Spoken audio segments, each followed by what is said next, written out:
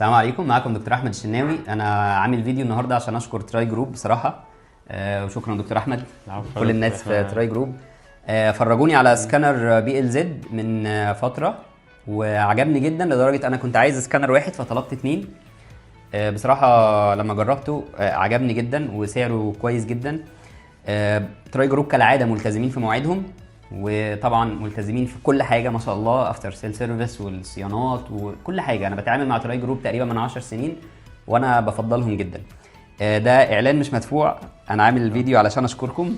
ربنا يخليك يا دكتور. فشكرا جدا. السكانر بي ال زد عجبني جدا لان هو فيه كذا اوبشن، معاه شنطه شياكه قوي ومتقسمه من جوه علشان السكانر مش ناسين اي تفصيله. معاه حتى بدل الماوس عليها اللوجو بتاعهم، يعني مهتمين قوي بادق التفاصيل. طبعا كل الحاجات الاساسيه، الاسلاك، الضمان، الفلاشات، كل حاجه موجوده.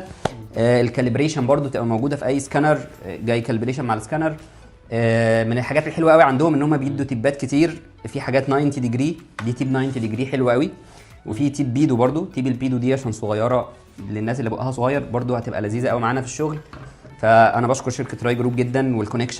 الكونكشن تايب سي طويل جدا، يعني بيدخل كل دي بتدخل جوه هنا، ففرصه ان هو يتني طبعا ضعيفه. غير ان هو الكابل بيتغير سهل جدا يتغير ومتوفر. فانا بشكر شركه تراي جروب بصراحه، ونورتني يا دكتور احمد. وبشكر شركه تراي جروب للمره الاخيره على مواعيدهم والتزامهم والمنتجات الحلوه اللي بيجيبوها. وده اعلان غير مدفوع الاجر.